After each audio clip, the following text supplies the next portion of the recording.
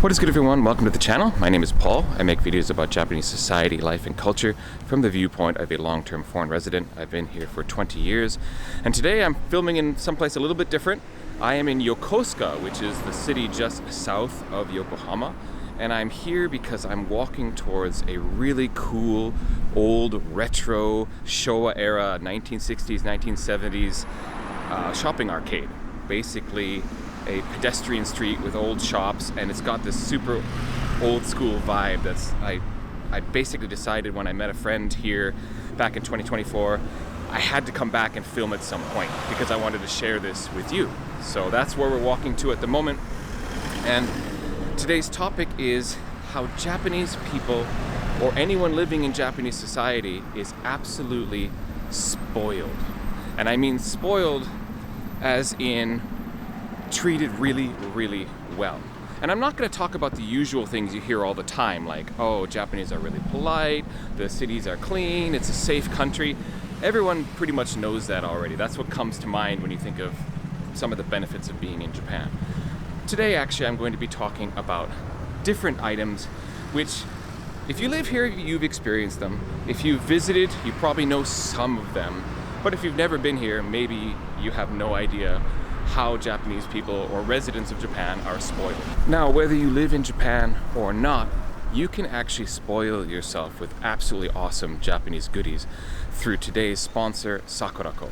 Sakurako is an artisan Japanese snack box that's curated every month from local Japanese snack makers with traditional Japanese snacks. And it really is a treat getting this box every month. And well, let's actually hear from our sponsor first today, and then let's get into the topic.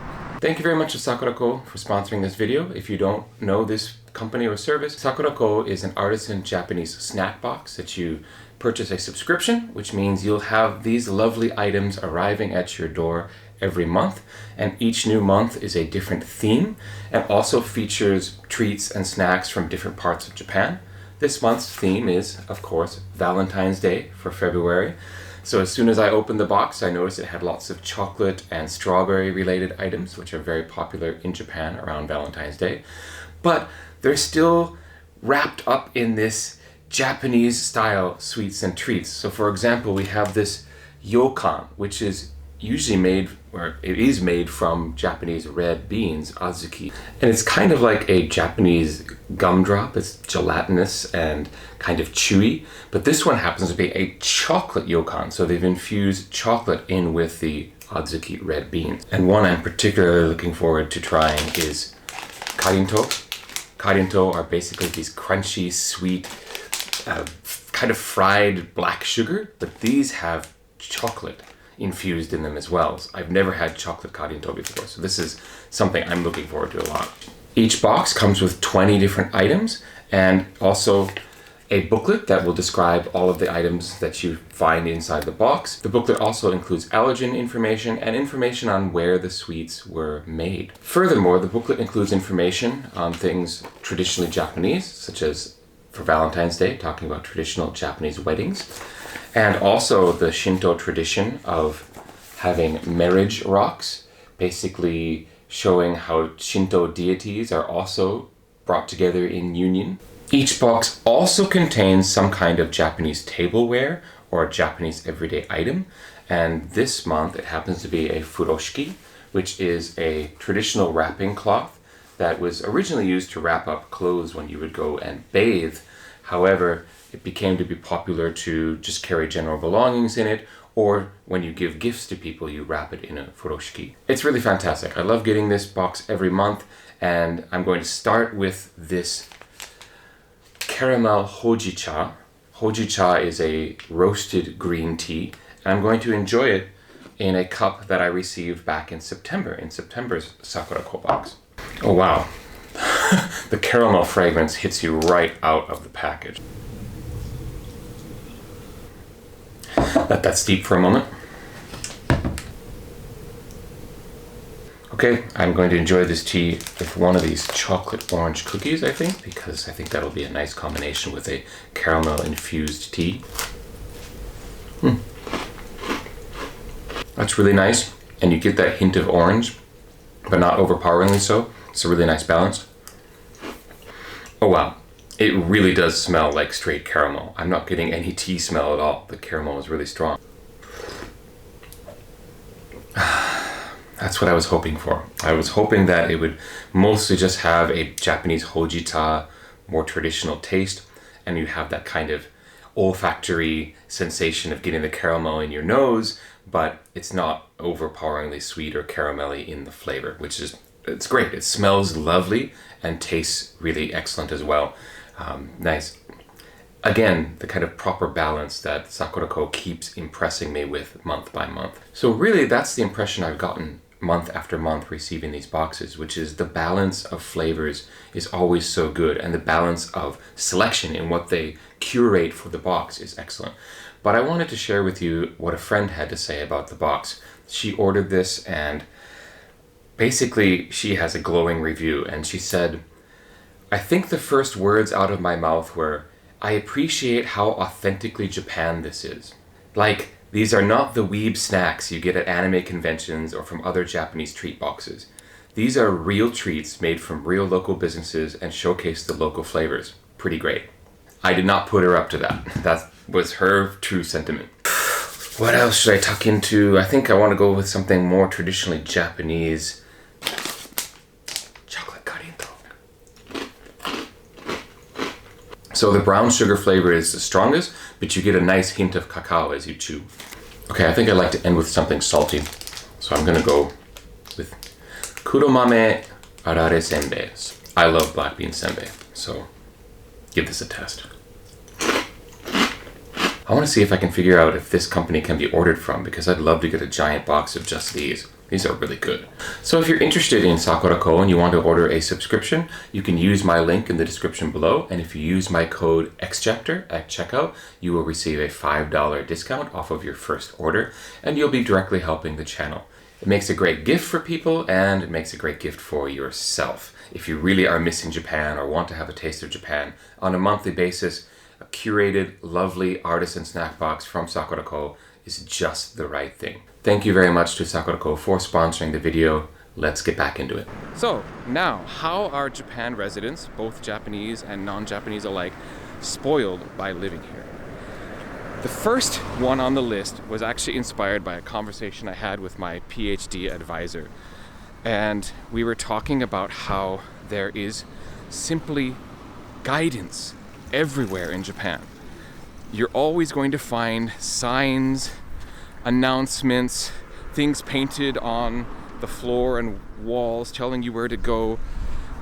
Guidance is absolutely a must for Japanese people, basically to, push down any kind of uncertainty in situations and how they're going to get from point A to point B or complete some kind of task. And you just get used to it. You just get used to having instructions and directions available pretty much everywhere. For example, when I went to Singapore, I needed to ride the bus to go some places. And I got on the bus and I quickly realized, wait a second, there are no announcements for the name of the stop that's coming next. And there's no screen at the front of the bus saying the next stop is such and such. So basically you either have to be tracking on Google on your phone that you know you're reaching your stop, or you have to be familiar with it already. So they're not giving you any kind of guidance. And I remember I tried to count the stops that I would pass before reaching mine, but that didn't work because the bus didn't stop. If there was no one waiting there and no one wanted to get off, the bus would just drive by. And if I didn't happen to see the bus stop there, I would miss it. So it was concerning, and you just love the fact that Japanese buses are always going to have an announcement and a sign, a board that says what the next stop is. Trains as well, etc. My advisor gave the same example in the States. He said when he was trying to ride buses in the States, if you haven't done the route before and you don't know which bus number you need exactly, there's just no information available. And it's not always clear from, some of these metropolitan transportation websites. So guidance in Japan, very important. It's expected by Japanese people, and so it's pretty much everywhere. Granted, if you don't know Japanese, not everything is in English or Chinese or Korean or other languages. So I recommend if you're going to use the bus in Japan, you probably want to at least memorize the characters of the stop that you're trying to go to and get it in your head like how it's pronounced so that you can listen for the announcement. But there is an announcement and you'll be able to see the characters pop up on the screen, so it's not so hard. Okay, the second thing that is really spoiling residents of Japan is the fact that meals are so cheap here. It struck me when I first moved here that buying ingredients in a supermarket isn't that much cheaper than eating out in a restaurant, and I always kind of wondered how that was possible. Now granted, with the rising cost of ingredients now, it's getting more and more difficult, and restaurant prices are rising a little, but still by comparison, it's so cheap. You can get lunches here for well under $10 US, so 1,000 yen or less. It's very easy to find food at that price. And it's always going to be high quality, good stuff. And some really extreme examples that I can share immediately are sushi. You can go to a conveyor belt sushi place in Japan and pay 110, 120 yen for a plate of sushi, 2 pieces of sushi, which, that's 80 cents or 75 cents in American dollars? That same plate of sushi in the US would be like $8. So sushi is a big one. Ramen. I was watching this NHK special about ramen and how there's a kind of psychological barrier in Japan in that if a ramen shop charges more than 1,000 yen, it's kind of like this barrier, like, now that's expensive ramen if it's more than 1,000 yen. And so most ramen places don't want to charge more than that because they want to encourage as many customers to come in as possible. And 1,000 yen, that's what? $7, $8, something like that? That same ramen in the US, $18, $20? I'm not sure. Let me know in the comments what ramen is these days. It was about $18 to $20 the last time I had ramen in the US. So still, giant difference. And speaking of delicious meals eaten out, it's really easy to maintain a healthy lifestyle in Japan just because of what is consumed on an everyday basis.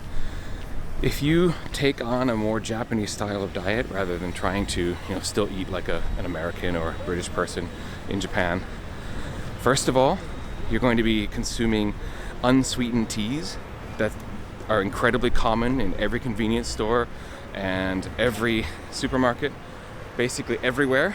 And you actually almost have to hunt for tea that is sweetened, like a Western style iced tea or a British milk tea or something. All the Japanese teas are not going to have any sweetener, and so you're drinking 0-calorie stuff all day. The meals you get in restaurants are going to be like a human-sized portion, and so you're getting a balanced meal that is not ridiculously a giant amount of calories. Like you get the huge platters of food in America. Now you might say, well, that's why Japanese meals are so cheap then, right? The difference in portion isn't that great. It's still definitely cheaper eating in Japan. And especially if you live in the cities, you're going to be walking a lot more, as you see all the people around me doing today. This is an area, I just passed the train station, as you probably noticed, but for a lot of areas of the city, you're going to need to walk a lot. And so you have that lifestyle of automatically getting in your steps every day. Not to mention, you're surrounded by and kind of encouraged by lots of more slight and slender people, because in general, that's how the Japanese are. Very slight and slender, and there is definitely a feeling that you get when you're getting a little pudgy that like, oh, I'm not really keeping to the standard here in this country. So you get that sort of boost to keep yourself in shape so that you continue to fit into the sort of body aesthetic here. The next one that I think is actually really important, it's something that I realized quickly as a teacher in a junior high school when I first came here, and who was also dealing with elementary school kids. And even now, teaching university students who are, 18 to 21, 22 years old, Japan is a place where you can be a child a little bit longer. Yes, you're thrown into a kind of academic hell earlier than kids in the States are, for example, when it comes to testing and assessment. But in terms of like lifestyle and what you have to deal with in your life, Japan is such a peaceful place, and it's such a really, I think, ironically great place to raise kids, despite the fact that there aren't many kids being raised anymore. Like this famous falling birth rate is such an issue. But Japan is really a place where children can be children and stay immature a little bit longer. Like the maturity of a high school student in America and the maturity of a high school student in Japan is completely different. And you see it when you interact with, I interact with university students, and I remember, I was young and dumb, and my friends were young and dumb too, but it was a different kind of young and dumb, if I can put it that way. In that the kids at my university they feel more like they've reached the high school level of maturity in the States, if that makes sense. One other way Japanese people are spoiled: 100 yen shops. Enough said. Two more that I'll add to my list. One is that Japan is a really interesting country in that it's a fun mix of all of the beautiful, lovely traditions of Japanese culture that make Japan a special and unique place, as it already is. But Japan is also really good at importing fun stuff from other countries. Basically, they've imported all the fun holidays from the West. Like, they love Christmas here, they love illumination, they love having Christmas trees up and having special food at Christmas time. Halloween is getting bigger and bigger. More and more kids are actually doing the trick-or-treat thing or going to Halloween parties. Valentine's Day, giving of chocolate back and forth. Maybe that's a little corporate, a little bit of money-making scheme, but still, it's one of the more fun holidays in terms of how you can enjoy it.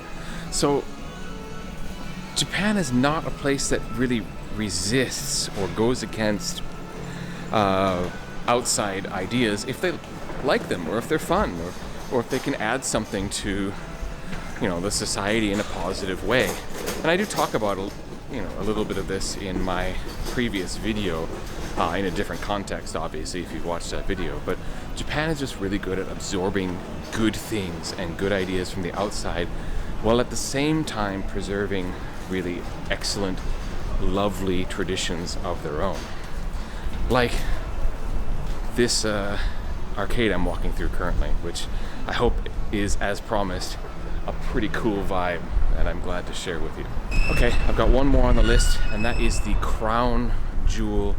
This is 100% a personal opinion that you may or may not agree with, but one of the best ways that Japanese people are spoiled is onsen, or the natural hot springs that you can go and just get naked with a bunch of strangers and have a bath and relax, and then drink beer afterwards and relax in a Japanese style room with Japanese style food and talk with your family and friends or whoever you've gone with, and then maybe head back into the bath later, or you go to a hotel that's specifically made to tap into these hot springs, and you have a rotemboro, an outdoor bath in your actual hotel room, or you just go to the the bath for the hotel patrons in the hotel. And I love onsen.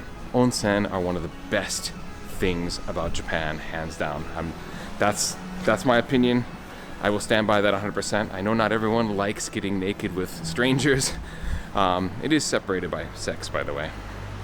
But I know not everyone likes getting naked with strangers, but onsen, you'll never convince me it's not like one of the top 3 things about Japan, period. So there you have it. You have ways in which Japanese people and Japan residents are spoiled here. I hope you enjoyed the walk through that arcade.